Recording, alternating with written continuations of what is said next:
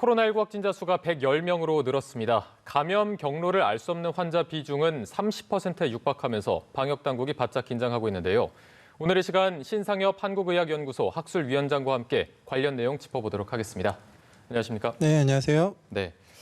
지금 보니까 일일 신규 확진자 수가 110명이었습니다. 지금 17일째 100명대 세 자릿수를 계속해서 유지하고 있는데 이틀 전부터 감소세를 유지하고 있다고는 하지만 그렇게 큰 의미는 없어 보이거든요. 현 상황 어떻게 보고 계십니까? 결국은 이제 유행이 이제 뭐 두 자릿대 아래로 이제 감소하기 위해서는 이제 가장 중요한 그 사회적 거리두기의 기본 원리 자체가 한 명이 세 명을 감염시킬 수 있는 유행의 상황에서도 한 명이 한 명도 만나지 않으면 유행이 되지 않는다라는 거거든요. 네. 그러니까 여기에 이제 적용되는 게 이제 재생산 지수라는 겁니다. 그래서 이제 과거 이제 수도권 대유행이 있었을 때 1.5에서 3, 그러니까 한 명이 한 명 반에서 세 명 정도를 감염시킬 수 있었던 상황이었는데 지금 어제 이제 그 뭐 방대본 발표를 보니까 아직도 1.0 몇으로 이제 한 명 이상을 감염시키는 그런 수준으로 이제 나타나고 있어요. 그러니까 네. 그 사회적 거리두기가 진행은 되고 있지만 지금 아직도 그 사람 간의 이동이 이제 그 충분히 줄지 않으면서 그 전체적인 그 확진자 숫자를 줄이기에는 좀 부족한 그런 상황으로 보이는 것 같습니다. 네, 결국에는 이 접촉 자체를 차단하지 않으면 큰 폭으로 감소하기 어렵다 이렇게 네, 말씀해 주셨는데 지금 또 문제가 되고 있는 게 감염 경로를 알 수 없는 이 불분명 환자가 비중이 계속해서 최고치를 기록하고 있습니다. 27% 수준인데 그렇다면 언제든 좀 폭발적으로 감염자가 늘어날 수 있다 이렇게 해석할 수 있는 건가요?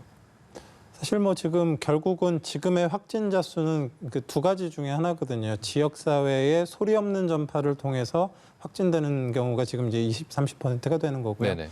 지역 사회에서 이제 드러난 전파로 인해서 이제 70%가 되는 건데 일단 지역 사회에 드러난 전파의 경우는 방역 당국에서 어느 정도 손을 쓸 수가 있는 부분들이 있거든요. 네네. 접촉자 조사하고 격리하고 하면서 근데 이렇게 이제 드러나지 않은 전파 같은 경우는 감염 경로를 찾기가 어렵기 때문에 이런 드러나지 않은 전파에 있는 그런 그 확진자들 중에서 본인이 또 특히나 무증상일 때 어떤 뭐 산밀의 환경에서 이제 또 집단적인 감염을 또 유발할 수 있는 그러니까 방역 당국에서 손을 쓰지 못하는 그런 확진자들이 10명 중에 두세 명 정도라는 거는 사실 이제 전체적인 전국적인 그런 유행이 아직 그런 충분히 사그러들지 못했다라고 이제 판단할 수밖에 없는 그런 상황이라고 볼 수 있습니다. 네, 알겠습니다. 그리고 지금 새로운 집단 감염 사례도 계속해서 늘고 있어서 사례를 좀 살펴보도록 하겠습니다.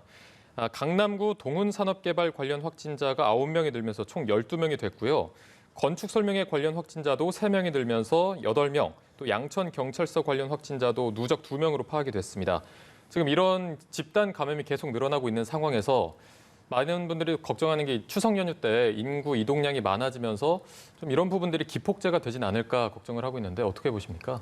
이제 결국 이제 드러난 집단 감염이 이제 이 정도고 사실 이제 지역사회 소리 없는 전파가 이제 지속되고 특히나 무증상 감염자가 많은 코로나19의 이제 특징이 있는데 네. 결국 이제 추석이라는 명절은 사람들이 이제 흩어져서 또 흩어지지만 결국은 이제 만나는 그런 과정들이 벌어지지 않습니까? 그러면 그런 지역사회 소리 없는 전파자들이 이제 고향이나 이런 곳에서 지금은 수도권 위주의 아니면 대도시 위주의 그런 유행이라 그러면 시골에까지도 이제 코로나19가 유행을 하고 네. 또 이제 시골에 상대적으로 많은 이제 어르신들이 또 이런 코로나19의 위험에 노출될 수 있는 그런 문제가 생길 수가 있기 때문에 이제 전체적으로는 이런 유행들 각각을 잘 관리를 해야 되겠지만 그와 아울러서 이제 결국은 지역사회 소리 없는 유행은 방역 당국의 힘으로 되는 게 아니라 국민들 개개인의 사회적 거리두기 노력으로밖에 해결할 수가 없기 때문에 네. 그런 노력들을 그런 취하는 견지에서 그 고향 방문이나 이런 것들을 좀 자제해 주시는 그런 상황들이 필요하다고 봅니다. 네, 말씀해 주신 대로 지금 이 소리 없는 전파가 추석을 기점으로 해서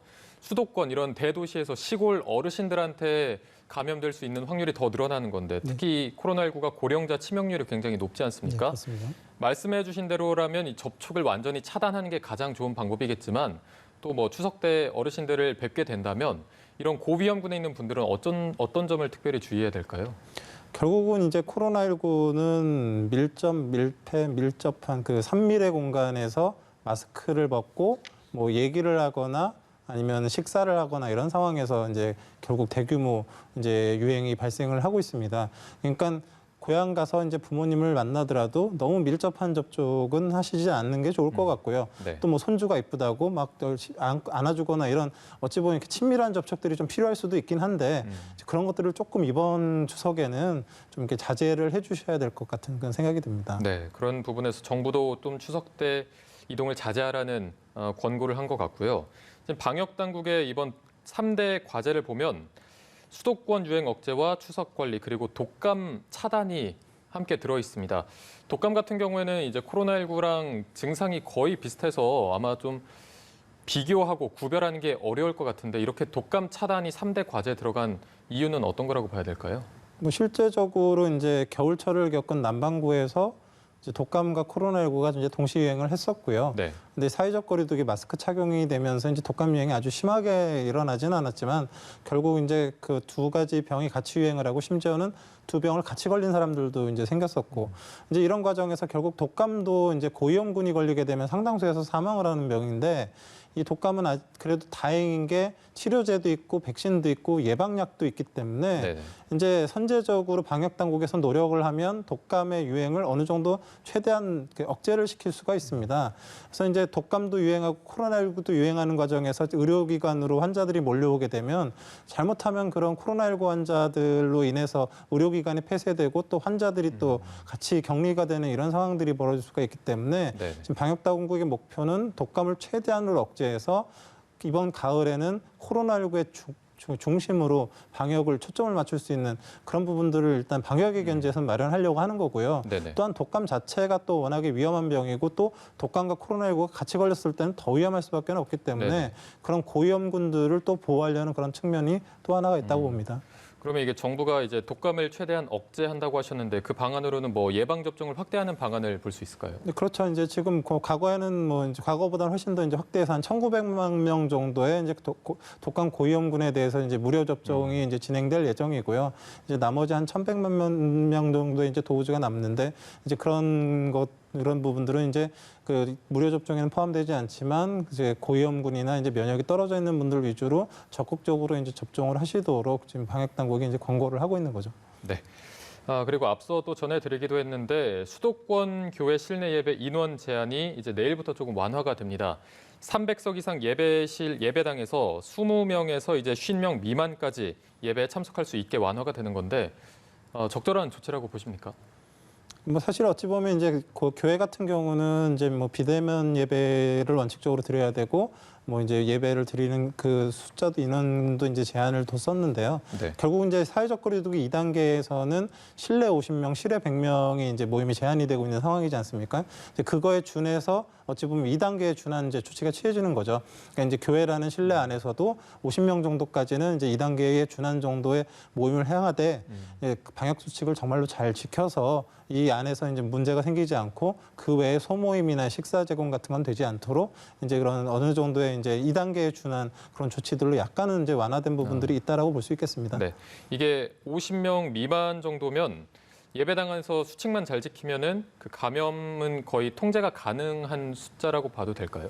이제 이렇게 단서가 달려 있는 게 이제 300명 이상이 들어갈 수 있는 예배당이라고 되어 있지 네네. 않습니까? 그러니까 300명이 들어갈 수 있는데 50명이 들어가게 되면 충분한 사회적 거리두기를 할 수 있는 공간 확보가 되는 상황이고 네. 거기에 이제 마스크를 잘 착용하고 방역 수칙을 잘 지킨다라고 했을 때는 뭐 그런 위험도를 어느 정도 막을 수 있기 때문에 아마 이제 이런 결정을 내린 것 같습니다. 네. 자, 그리고 서울지방국세청에서도 집단 감염이 발생했습니다. 5명이 확진 판정을 받았는데 첫 확진자가 타 시도 거주자인 만큼 이게 다른 지역으로까지 번지는 게 아니냐 이런 우려도 나오고 있어요.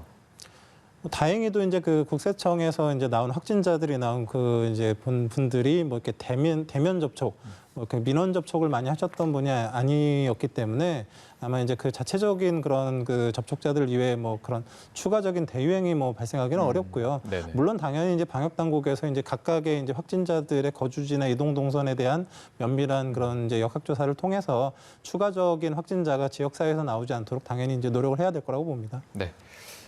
그리고 대구 사례도 한번 보겠습니다. 코로나19 확진자 2명이 늘었는데 70대 택시기사 그리고 60대 아내가 확진 판정을 받았습니다. 근데 지금 걱정이 되는 게 7일부터 11일까지 택시 운행을 계속 하셨기 때문에 탑승자만 지금 조사된 게 거의 150명에 달하고요. 지난번 사례 같은 경우를 봐도 이제 택시를 통한 감염이 꾸준히 나오고 있기 때문에 이런 조금 더 다른 지역까지 번지는 게 우려되는 상황일 수밖에 없는 것 같아요.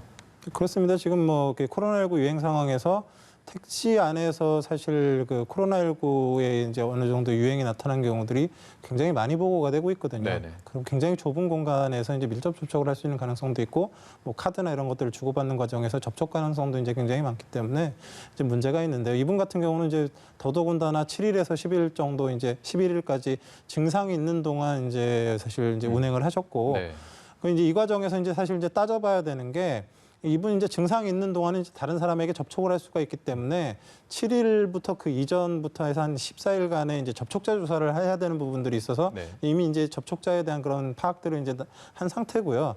또 하나 문제는 뭐냐면 이분이 이제 저절로 걸린 게 아니라 결국 다른 승객에게서 옮겨왔을 수도 있기 때문에 감염 경로 조사차로는 또 그 7일 증상이 나타나기 이전에 또 14일 안에 또 승객들을 다 이제 점검해서 확인을 해가지고 조사를 해야 되는 부분들이 있습니다. 그러니까 거의 한 달여에 이분 택시를 타신 분들이 다 이제 그 어찌 보면 이제 접촉자와 이제 감염 경로 조사 대상자가 될 뿐만 아니라 네. 그 안에 진짜 확진자가 있었는데 아직 드러나지 않았다 그러면 그분에 의한 또 그 대구 지역 사회에 이제 전파가 우려되는 부분들이 있기 때문에 네. 빨리 진행돼야 되는 그런 역학조사라고 생각을 합니다. 네, 이게 지금 택시 같은 경우에는 지난번 같은 경우는 거의 5분 이내로 탔는데도 감염된 경우가 있어서 그렇죠. 택시를 탔는데 뭐 택시 기사와 승객이 아무런 말도 하지 않고 어떤 이런 카드를 주고받지 않고 만약에 휴대폰으로 결제를 했다면 그래도 걸릴 가능성이 있는 겁니까?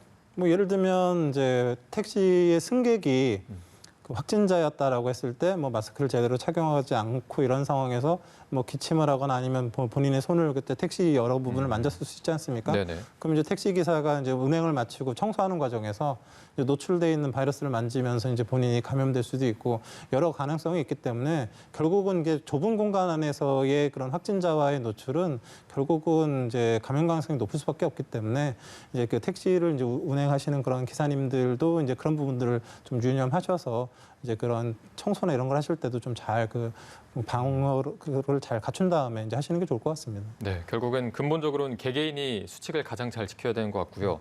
지금 정부가 비수도권에 시행 중인 사회적 거리두기 2단계 조치를 연장할지 주말쯤에 결정해서 발표할 것으로 보입니다. 지금 상황에서 연장을 해야 될지 아니면 조금 더 완화를 해야 될지 어떤 게 더 맞다고 보십니까? 지금 이제 곧 1, 2주면 이제 추석 명절 전후로 이제 성묘와 이제 그런 고향 방문 또는 이제 또 추석 연휴를 맞아서 또 여행객들도 좀 많이 늘어나고 있는 것 같아요. 네. 이제 이런 전국적인 그런 대규모의 사람 간 이동이 있을 때는 사실 수도권과 비수도권이 뭐 별 차이가 있다라고 보기 어렵거든요. 그 수도권 중심의 유행이 비수도권으로 진행할 수 있는 그런 어찌 보면 단초가 될 수 있는 여러 이벤트들이 있기 때문에 지금 상황에서 이런 뭐 사회적 거리두기를 완화하거나 이런 비수도권 지역에 대한 그런 그 조치를 완화하기는 좀 어렵다고 생각을 합니다. 네, 알겠습니다. 저희가 오늘 말씀은 여기까지 듣도록 하겠습니다. 지금까지 신상엽 학술위원장과 함께했습니다. 고맙습니다. 네, 고맙습니다.